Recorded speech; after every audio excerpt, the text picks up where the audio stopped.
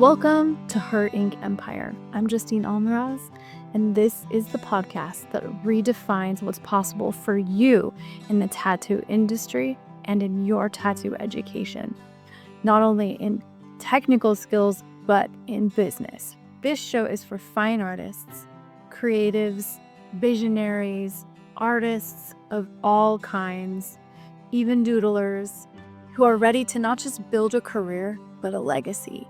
Here we merge mastery, freedom, and creative power to surpass the outdated industry norms, the outdated rules, and step fully into our creative power and roles as leaders in our communities. If you've ever felt like there has to be a better way, a better option to learn tattooing, to earn in this industry, and to lead in tattooing, you're in the right place.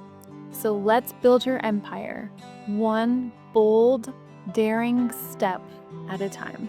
Let's dive in.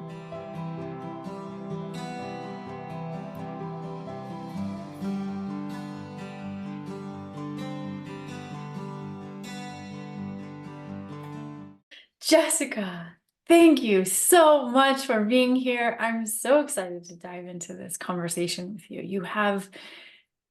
You have done the greatest thing, which is the leap from going out of a 9 to 5 and into a full-time artist. And what an incredible background you have. So thank you for being here today. Thank you so much for having me. I'm really honored to be here to chat and that you've asked me to be part of this. So I'm honored. Thank you. Yeah, I'm honored too. Thank you. So I'd love to know, like, what was it like? You tell us, like, your background. What was it, that little moment there, like, I'm gonna change this up? What was that like for you inside your brain and your heart? So it's really interesting because I was a full-time finance director of finance and human resources. That's what I did full time. I have a finance background, business background, and degree. And so in 2015, when I just started painting and creating for fun, that's really all that it was. Even for 2 years of running my art business, essentially, people would ask me, when do you plan on going full time? Are you going to go full time? And I remember saying, no, like I like it being on the side. I like it being just that kind of extra fun thing that I have going on. And it wasn't until around 2017, and mind you, things were a little different back then with social media. We didn't see a whole lot of people being full-time artists, not a lot of people. I mean, Instagram, everything just looked so different then.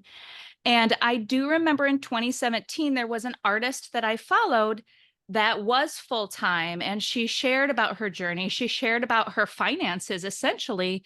And I remember thinking, like, this can actually be a real thing. Like, I never really wanted it to be, but now the possibility is actually there.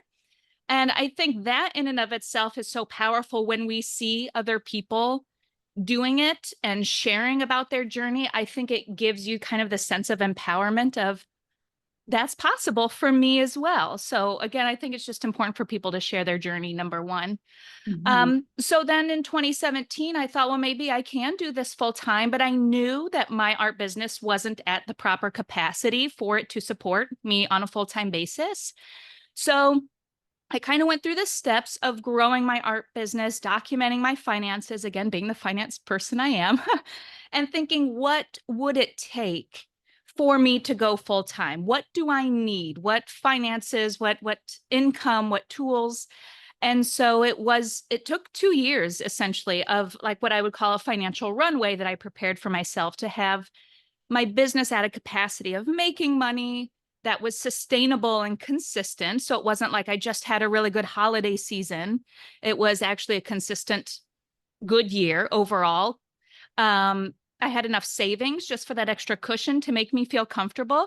And then in 2019, I took the leap into full time. I set the date and the deadline and the benchmark, and then I went full time, and that's where I've been ever since. So started in 2015, 9 years later, well, 4 years I went full time, and then 9 years later overall, I've been running that art business. That is so impressive. It's so impressive because I have to tell you, you didn't do fine art school, right? Right. I didn't. I mean, I just took the elective classes while I was getting a business degree because I'm like, I love art. Let's learn about it. But I don't have a degree, no. Yeah. And so that is so cool. And I think so inspiring to hear because I went to fine art school. So many people go to fine art school and we have no idea how to sell our paintings. Hmm. We live our whole lives not doing it, Yeah. not figuring out how to become full-time artists. We go work for someone else or teach or um, like work at a coffee shop or figure out something else. Right. You've done it. And what this proves is that you do not need a formal education. No, not at all. I mean, just art is in the eye of the beholder. So, I Yeah. mean, you can be such an amazing artist and creative without formal training. I mean, I feel like we all kind of know that, but we want that validation. So it's a very interesting dynamic. Yeah, exactly. So cool. So, what was the biggest thing that helped you get the word out that you were an artist and your paintings were available?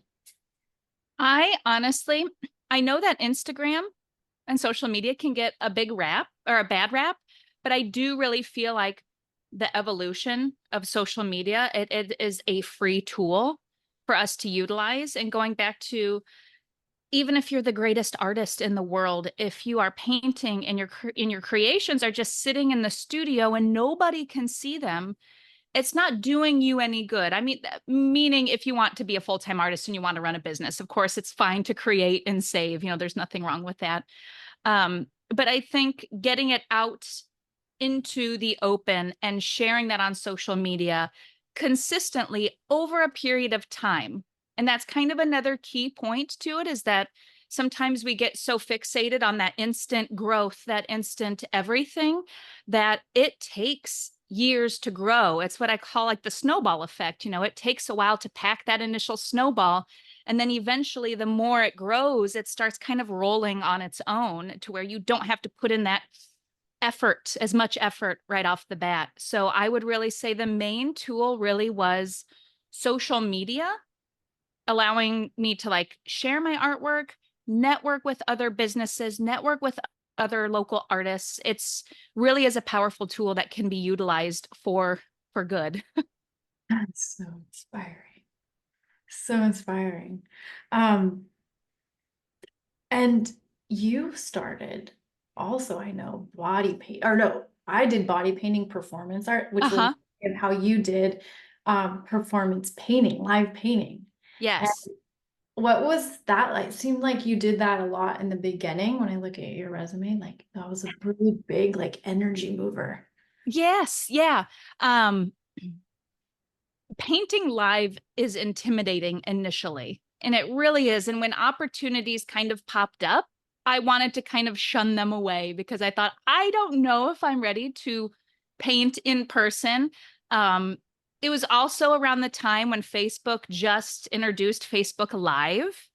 And I remember thinking, like, this could be really great to set up a camera in my studio and go live on Facebook and paint, but it's so intimidating. But it has been an extremely rewarding thing as well, because when you're starting your art business, when you are starting out, a lot of what you know is that you really need to gain visibility. Essentially, the way to grow your art business is visibility. And the question is, how do you do that? And of course, you could say I'm posting on social media, which sometimes early on can really feel like you're talking to the void. Like there's nobody out there that's listening. How do I bring people in? You think my artwork, people would love it if they just see it, if it just gets in front of their eyes in some way, shape, or form. So when these live painting opportunities came up, it really helped me in a collaborative way with another business reach an audience.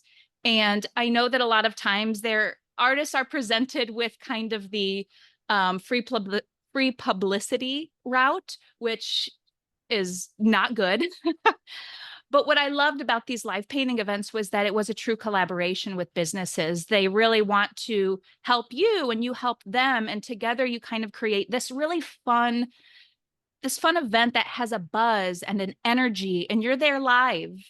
And people are seeing your creative process, which people don't normally get to see out of artists. So that was really great and inspiring. And you're talking to people in person. They're getting to hear your voice and just kind of learn your personality. You know, some of these boutiques and shops that you're collaborating with or that I would paint live with would hang up my artwork for a season. So there was also that opportunity to have sales and continue to get my name out and create those connections and create that event, that buzz. And from there, you can share that on social media. And doing those live events also helped me create connections with networking, but also like with people, which was wonderful. So some of those connections that I made in 2019 painting live have since became other opportunities up until like a year ago even. So it's kind of like you just kind of weave that into the business and plant those seeds. But even when you do something in your art business and you share it on social media, the powerful thing is that it allows people to see what you're capable of and what's possible. And from there, other boutiques and other places and people would see that I do live painting events. And then from there would ask, why don't we do that at our boutique? Why don't we do that at our shop or for our fundraiser? Are you interested? And so I think going back to sharing on social media being so important because that allows people to see what you're capable of. And those live events kind of created this buzz and this extra oomph of opportunities. Yeah, it just becomes like wildfire, like it just starts burning and burning I and love that. on and on and on. Yes, wildfire. That's a perfect way of putting it. I like that better than the snowball effect. Snowball's good too. Snowball's good too, but it kind of makes me think of debt. Yeah. No, I love the fire. I love the fire. That's cool. That's cool. So, okay, I want to come back to Facebook Live, Instagram Lives. I have questions about that, but I want to hold on that for just a sec so you can remind me to come back to that. But I want to talk about what I know some artists I talk to and myself at times have felt like how do I like morally, ethically sell this art that is coming from like my soul? It feels like it needs to be a gift, and I don't know how to put a price on that or even expect someone to pay a good chunk of money for this thing I poured my soul into. That feels there's like a block with that. Can you speak to what that is about, or have you ever felt that way? 100%. Yes. And I completely understand what you're saying. There are times when people purchase my paintings and I'm just kind of, there's this, you do get this weird feeling. It's excitement and you're dancing around, but it's also like, oh my gosh, someone just paid for my art. You know, it never gets old. We never get used to it. It's always this exciting, weird feeling. And I think the important thing, going back to probably my finance background, is to remove the emotion from the pricing. And when you come up with your pricing, I have a very standard structure that's based on like the size of the painting. So I'm plugging like the per square inch price. So that way I don't get caught up in this painting means so much to me versus this painting. It kind of just removes that stress from my shoulders and it keeps things consistent. I think from a business perspective, it keeps things professional. It keeps things streamlined as well, because I do have a pricing sheet a pricing structure sheet in an Excel sheet. So when I go to release a painting or a collection, or if I'm being asked about a commission, it really comes down to me just jumping onto that Excel sheet and looking at the size and kind of going from there. When you raise your prices, it also makes things very easy to just tweak that one pricing per square inch, what I use. And then it just kind of updates everything. So I think the trick is to remove the emotion to help you as the artist and to help your potential buyers and collectors and clients just to kind of be on the same playing field and keep things professional and easy for everybody. I really like that. A system to it, a Hmm. standard to it. Yes. Yeah. Really like that. Yeah. Because it is easy, like you said, to get caught up in the emotion. And there's so much that goes into our art pieces. And I think Mhm. if you just treat it like not just like a number, but have a system to it, absolutely, then that kind of helps everybody along their process. I like that too, because then you can you can literally see it and then refer back to it. And Hmm. then thinking about it, it's like this is what it is. And if you want to go bigger, it's this. And you have that set and in stone sort of. And then if you want to go and tweak it and give yourself a raise, you just go up a few numbers, right? Absolutely. Yeah. And that saves you so much time, especially if you create in collections. You don't have to go to the drawing board every time and kind of recalculate the different sizes or what did I charge for this size last time 2 years ago, and now it's this size. So I like yeah, that. I think just standardizing it is the way to go, 100%. I really love that. Thank you for Oh, no, of course. Take perspective. that and run with it for sure. That's cool. Um, okay, now back to the Facebook Live and Instagram thing. Yes. Okay, so you went out and you went into the world and did it. You were also doing Facebook Lives and painting. Did you do Instagram Lives? Like, what's the difference between all of them, or which one did you feel like was the most successful for you? Well, it's interesting that Facebook initially was where I started with the social media process. At the time, Instagram really was just a photo. There wasn't stories. There Right. wasn't even Instagram lives. Instagram lives came about because of Facebook lives. And so when I started, I created my art business account on Facebook, promoted, actually reached a lot of people. And then of course, Facebook Live came out and that created that opportunity. And then I would say maybe around 2016 or so, I jumped on board with Instagram and really was like, okay, I'm going to start posting photos of my artwork. So then it just kind of became a photo portfolio. And it was really nice to be able to grow with Instagram from that time because then they really took off and they started their stories and you were able to reach so many people and grow so fast and just being part of it from, I wouldn't say the beginning because that's definitely not the beginning of Instagram, but of this growth on social media. So it started on Facebook and then kind of catapulted into Instagram. So I've kind of pushed Facebook a little bit to the side just because the Mhm. reach hasn't been great. It hasn't been wonderful. Um, and it's just kind of all about as our businesses go, things change and evolve. And we just have to be willing and open to doing the same and just kind of moving right along.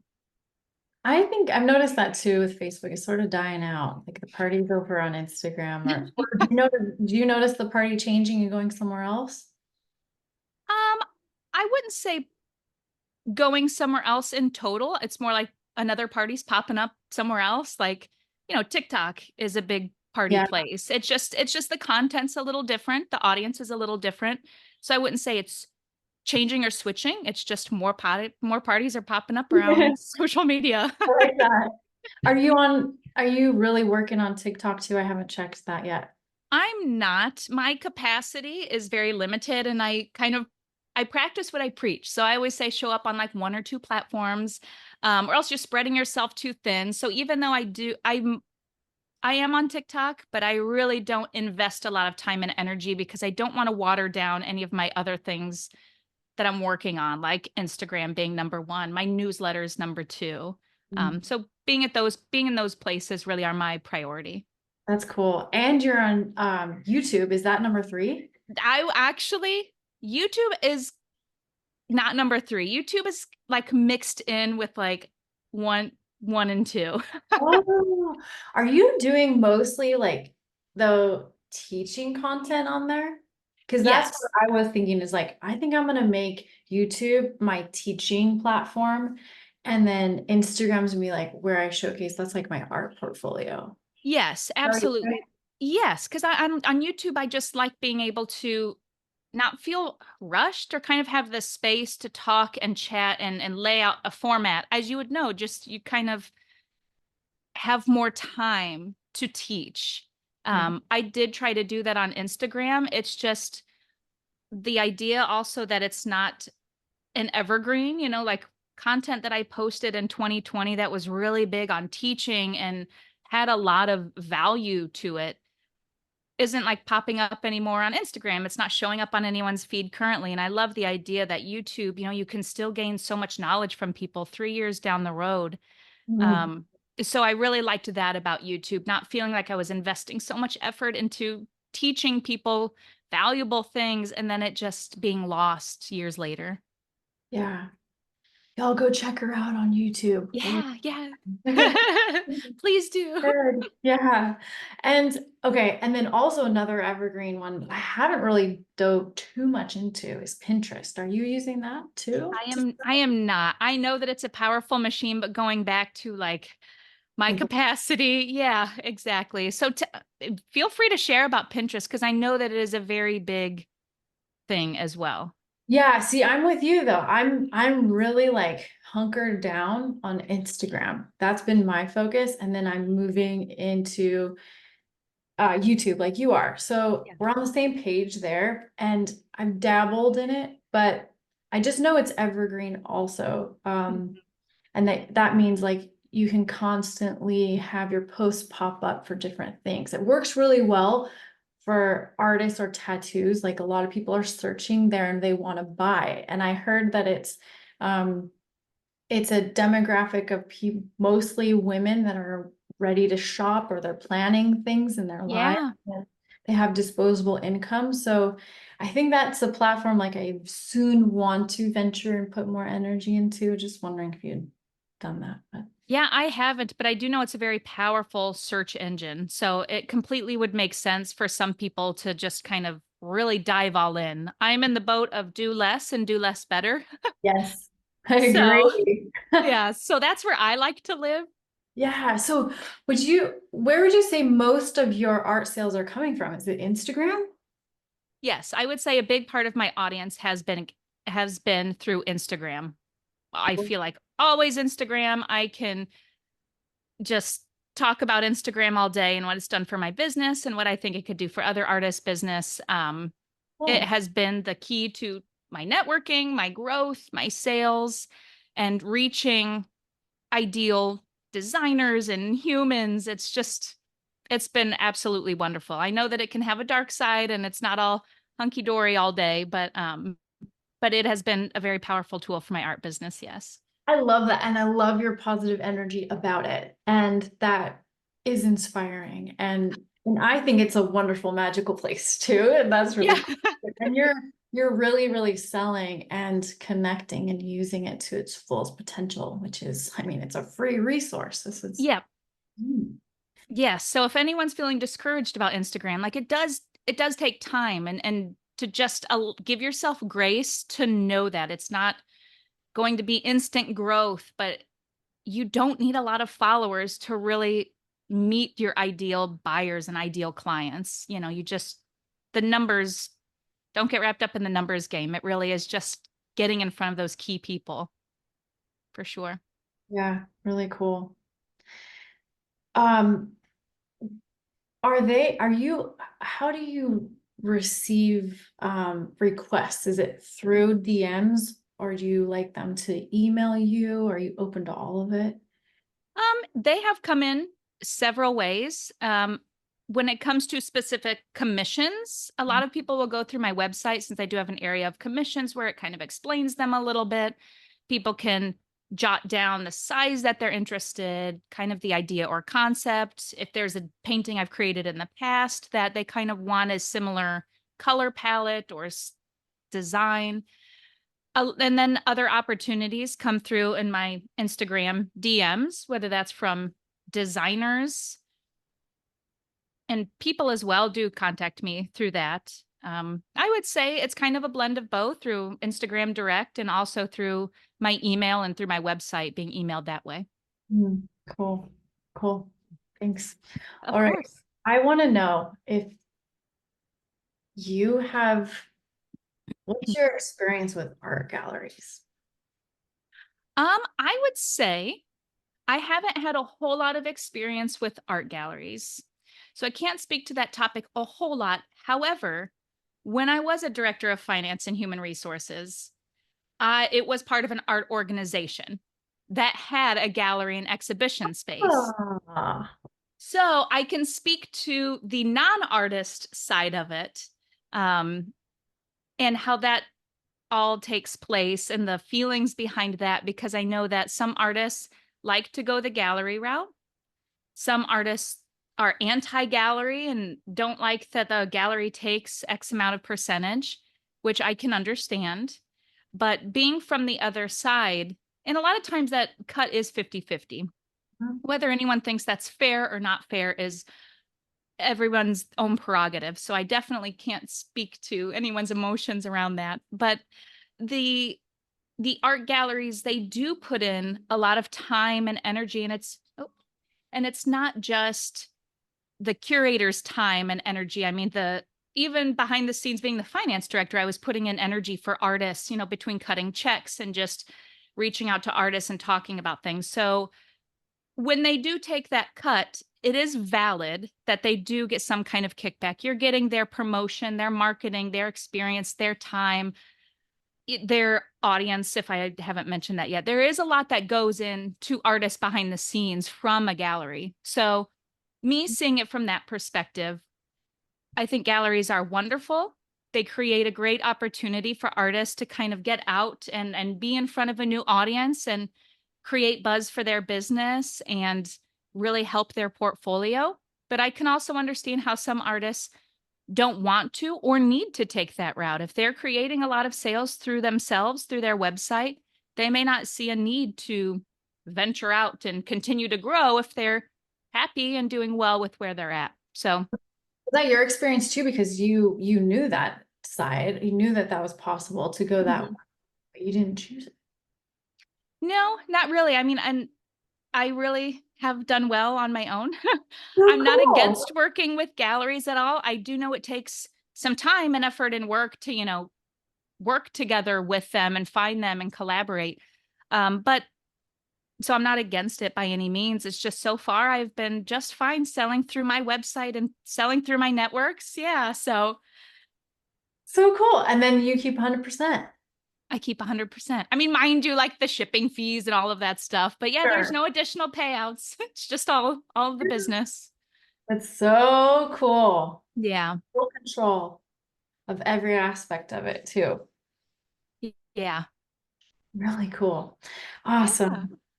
I hope Um, that helps. I know that that's oh yeah, it's so helpful. It's so helpful. Like I had a gallery representing me and it was good in the beginning and then it went way south and just like couldn't, I'm like still over 10 years later waiting to be paid out and I think they lost my art and it's been a disaster. oh So my gosh.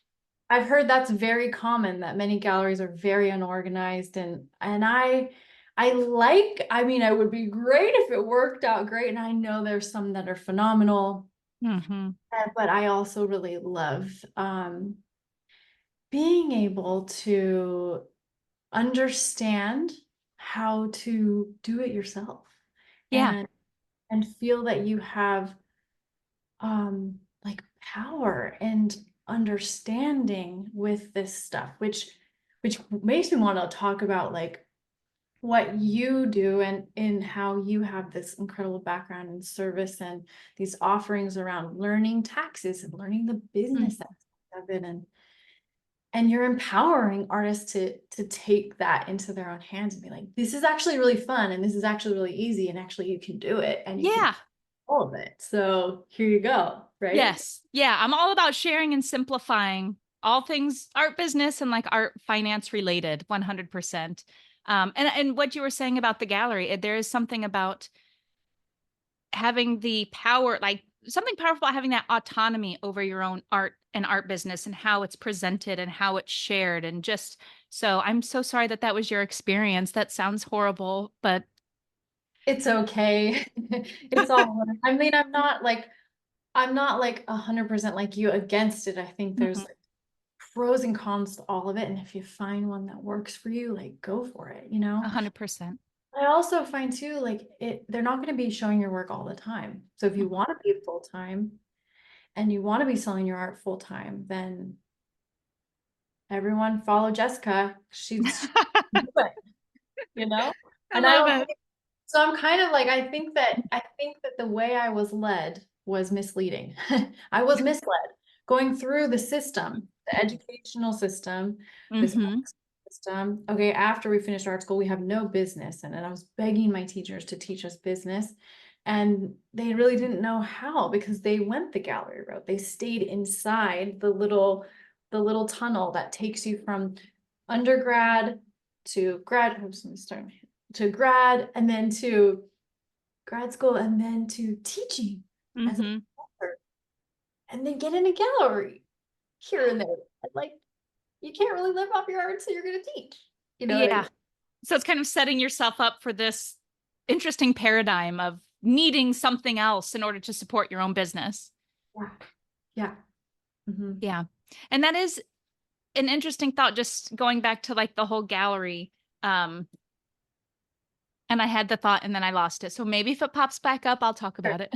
Yeah. All good. And maybe we weren't supposed to, so all good. Yeah. But yeah, can you tell us about like what are you teaching? I know we just were like tax season is just ending and but there's a lot that we can prep now for next year. And you Yes. have some incredible resources around that and setting up your business efficiently and easily and simply. And would you like to share about that? Yes, 100%. I know there's like so many fixtures that can go into that. So I will definitely just kind of streamline some of the most important things. So if you are an artist essentially that is creating and selling your artwork, you definitely need to register your business. And as unsexy as that sounds, it's just such an important thing. So you need to register it in two places with the state, your local state area, and also through the federal government. So you want to get an FEIN or an EIN, a tax number for your business. So if you think a social security number for your business, so that's essentially what you'll need to set up. Get those two things. And then from there, you'll need to open a checking account for your business. It's so important to separate your finances, your personal finances from your business finances. And in order to set up that checking account, you need that federal tax ID number. So that's kind of the steps that we're taking. After that, then you will need to document your finances. If you are someone that wants to become a full-time artist one day, and when I say this, I do want to be sure that I cover any misconceptions about being a full-time artist. It's not a necessity. If you are someone that enjoys creating and selling artwork, don't feel like you need to be forced into do it full-time. You can have a full-time job and be a part-time artist. You can be a full-time artist with a part-time job or just full-time artist altogether. Like there's no right or wrong. And I would not want any artist to feel like there's a certain path, kind of like you were saying about you have to go the gallery path or you have to do this. The beautiful thing about running a business in general, but running your own art business is that you get to call the shots. You get to make it look like you want it to look like, and you get to dictate how things roll. So first and foremost, whether or not you are full-time, these are still things that you want to be doing. So then you want to document your finances.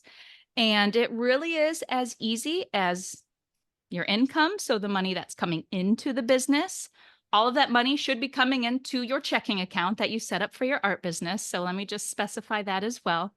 And then all of the expenses. So anytime you pay for anything, studio rent, supplies, all of those things, those will be documented as expenses. You can put those through your business account as well. So don't use like a personal credit card, get a business credit card through the bank, anything like that, but definitely have that set up to, again, separate your finances. And through those expenses, going back to your taxes, what a lot of artists may not realize is how many opportunities they are. It's money you're going to be spending for your business anyway, but it can be like a tax write-off, also known as a tax deduction. So it can deduct the amount of money that you would owe for taxes, essentially. Now, I am also want to throw out this disclaimer that I'm not a financial advisor, so always check with your tax professional. And that's what I share in one of my YouTube videos. I'll also include some of that information in the free gift that I provide people as well, because I think it's so important to know when you go to do your taxes at the end of the year. You don't need to, there are things that you're already paying for that can help reduce the amount of taxes you're going to owe. Mileage on your car, studio rent, whether that's in your home or an outside studio. Different states are a little different with regards to that. So that's very important. It's just documenting your finances 100%. The next thing I would say, of course, when it comes to wanting to go full-time or run an art business, really is to grow the art business. So going back to what I mentioned about my journey was in 2017 when I thought it would be great to be a full-time artist. But knowing that I couldn't financially sustain myself with where my art business was at that point. I really want artists to set themselves up for success and not think, oh, I want to leave my job, so let me go try to be an artist and see how that goes, yet not have your art business like really set up or squared away yet. I want artists to really go back to that empowering route of knowing what you need to have a sustainable art business. So kind of going back to the finances again, 3 main things I do want to mention. If you do want to take the full-time artist route, document these 3 numbers, and this will be part of my free gift as well, because this is an important step to knowing when is my art business going to be able to support myself? When can I become a full-time artist? Because I want to remove that someday. I want to be a full-time artist and actually know when you are capable of doing so. So when you're a full-time artist, your art business is supporting you. It's supporting your business. So the 3 numbers you want to document, of course, is your personal finances. So just kind of pull together 3 to 6 months worth of maybe your groceries, your utilities, your mortgage, and your rent, anything that you, the person, are paying for. The second set of numbers I would say are your business expenses and things that you're paying for your business. So your supplies, your studio rent, your subscriptions that you have maybe for your website, things that you're paying with regards to that. And the third important piece to not look over really is any additional things. So if you have school loans, car loans, credit card debt, all of these savings, so if you're saving for retirement, document all of those numbers on a monthly basis. And that grand total is essentially what your art business should be bringing in on a monthly basis. Now, that number can look scary. So I will say that, but it is definitely possible. Knowing that number is really like a compass. So mind you, there's ebbs and flows in an art business. So some months you're making so much money, some months there's just a little bit of a lull, and that's completely normal. But knowing that number again is your compass of knowing how much your art business should be bringing in order to be sustainable and support you, the human and the business, if you don't plan on having like a part-time job to supplement that amount. And again, knowing that amount is very powerful of knowing I can leave my full-time job because my art business can cover maybe like 80% of these expenses, but I may need to supplement with maybe a small part-time job on the side for a little while as I continue to grow it. So those really are a lot of main things. And before making the transition, I will always recommend having some money saved up on the side. Again, for those ebbs and flows. And when you do transition to full time, you're not in panic mode thinking, I've got to create and sell in order to sustain. Having a little nest egg for yourself is very powerful. And so those are kind of the steps that I would recommend for sure for anyone that's wanting to start an art business or grow it to a full time. All of those steps are very important. Wow. Well said. It's a lot. Well described, explained. Thank you. Those Of are course. the amazing basics of it all. And I found, it's so funny, it's like I only learned about what a profit margin is last year. It's crazy, but it's understandable. There's no shame in that. I mean, who's going to teach you? I mean, it's just like, that's kind of the thing is we're running businesses, but we don't really know where to look. We're not being taught that. So that's a gap that I would love to fill just to help artists, I mean, it doesn't have to be scary. It's just, Yeah. it can be easy. Yeah. And when you have that system in place, then too, it's going to help make sales easier. Yes. You have the system set up and the organization and the understanding of like, oh, wow, actually, I need to sell this Mm-hmm. because there's actually like not only just my time and my heart and my soul, but we've got a lot of materials in this and we need to recoup that. Yes. So I have the energy and ability to continue to produce and share my creative gift with the world. 100%. That, you know what I mean? Yes. And I think that it's all like full circle, because when you know what you need financially, then you have the artwork, it kind of becomes this motivation to do the social media and the marketing. Because a lot of artists, that's another thing of like pulling teeth. And I completely understand. But then you're a little more motivated, because if you're running an art business, it's not a non-for-profit. Like, it's okay for you to make money. It's nice for you to make money. That's the whole idea, is that you're creating artwork you're so passionate about and you love, and you want it to be in the hands and in the homes of people that love it and appreciate it and just find so much enjoyment and happiness when they look at it in their like, that's the ultimate gift. And Yeah. so when you think about it from that perspective, it's like, yes, I want to market this. There's no reason not to. It's not just to make money. There's a purpose behind it as well. So I think when we kind of remove the shame around selling our artwork, like, we're not a real artist if we're not in it just for our heart and soul. It's like, well, if we're wanting to run an art business, it's not, we want to make money as well. And there's just got to be that happy marriage of earning that income mixed with finding the proper people and just sharing the gifts that we're given. Yeah, absolutely. Yeah, we can start the nonprofit after we have everything else taken care of and fat bank accounts that Yeah. we can actually like do something and give with. Like Yes. that's my goal, is how do we empower, and our like the whole point of this series is to get the tools to figure it out, to be how to become overflowing financially with our health, Yes. energy levels, and our abundance finances, so that we can give that overflow to everyone that we want, 100. you know? Yes.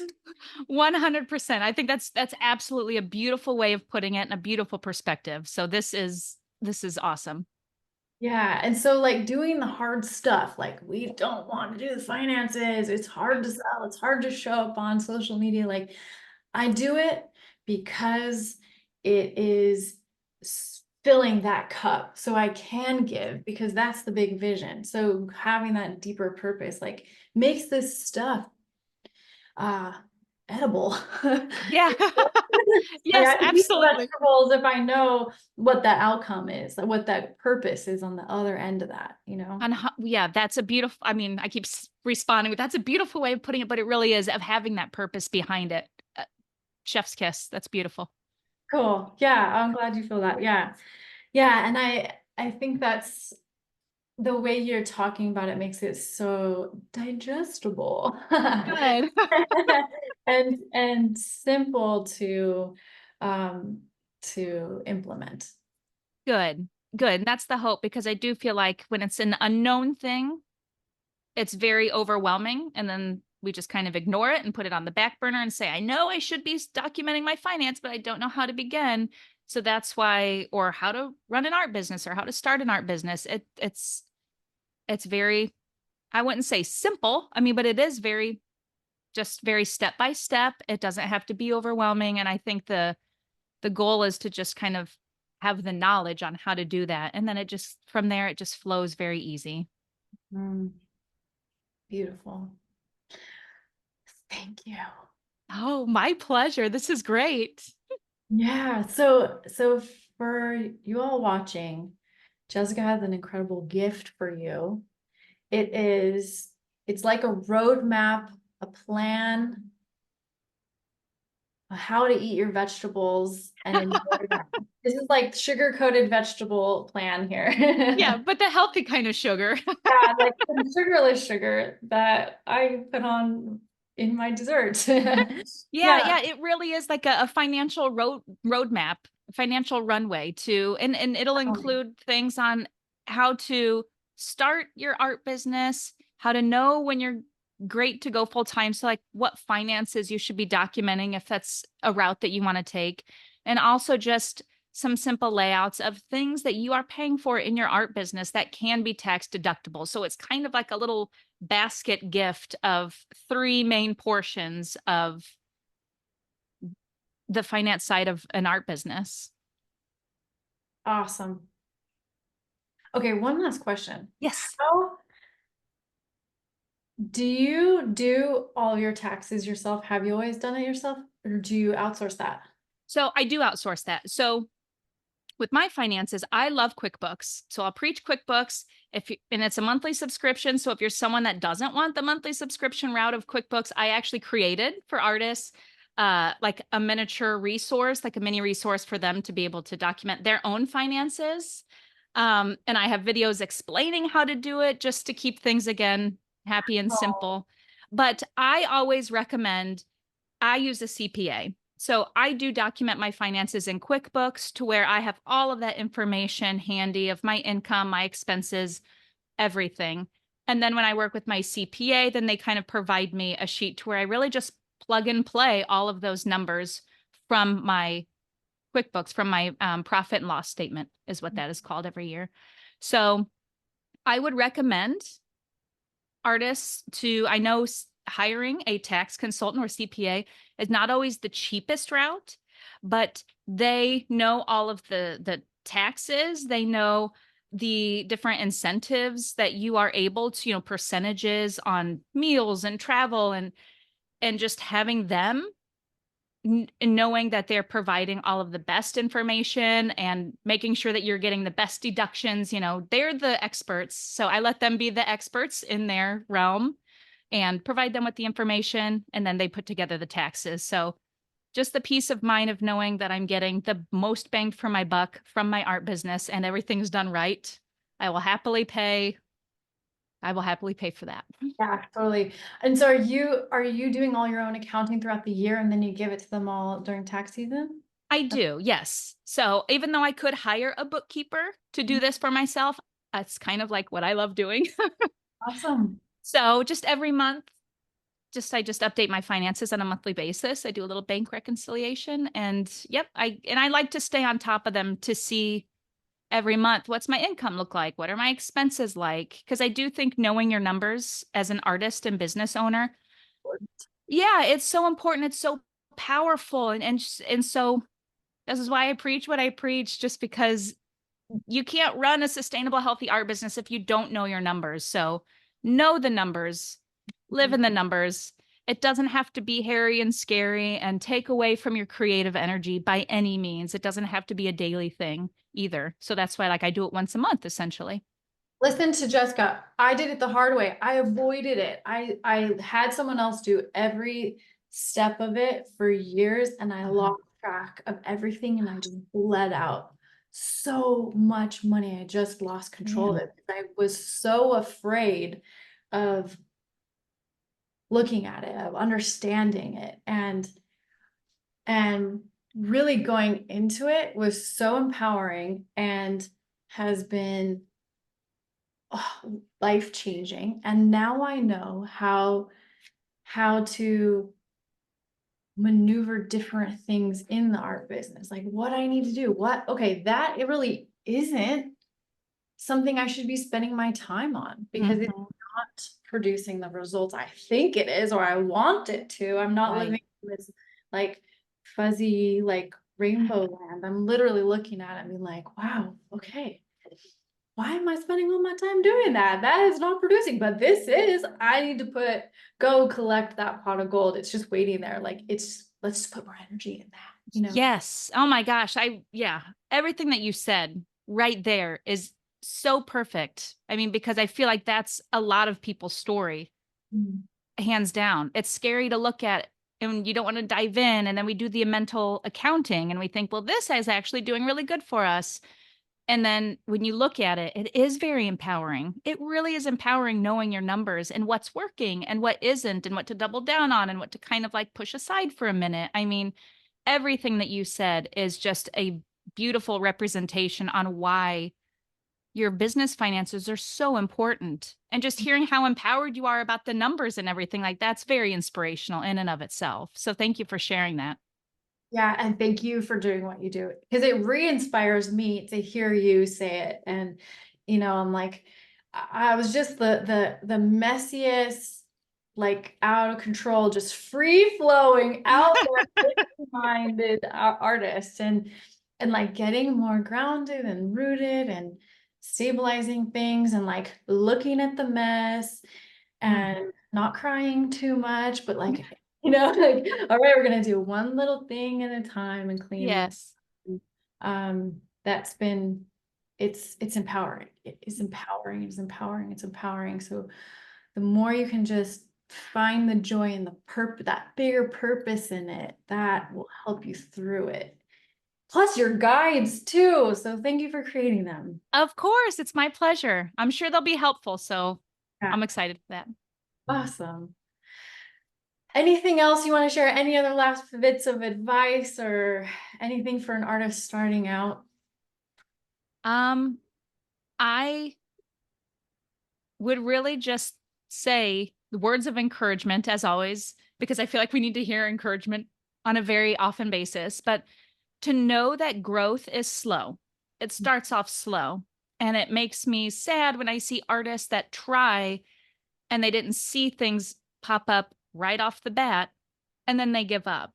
And I just want everyone to kind of, when you come across artists that you love and you enjoy, learn a little bit about their stories. See when they actually started and how long it took them. I think just having that reality check is very empowering. Everybody's journeys are different too. So remember that there's no cookie cutter, one way fits all. But I think that reminder that growth takes time, things take time. And so just continuing, and don't lose hope in your business and in your gifts, because I just feel like where we're at in social media, everything looks so instant, but it takes the ones that stick around. They've been around for a while. They've seen a lot of things. They've done a lot of things, and they have put the work in over the years. They pounded the pavement. So just wanting to kind of keep that hope of, it's okay if you don't see things right off the bat. That doesn't mean it's not working. Beautiful. Thank you so much. Oh, you're welcome. Thank you for asking me to chat with everyone today. This has been really good. Awesome. What an honor to have you. Thank you, thank you, thank you. Thank you so much for listening and being a part of Her Ink Empire. Remember, this is only the beginning. Your empire is already unfolding. Until next time, stay bold, stay aligned, and stay true to you as you build your artistic legacy.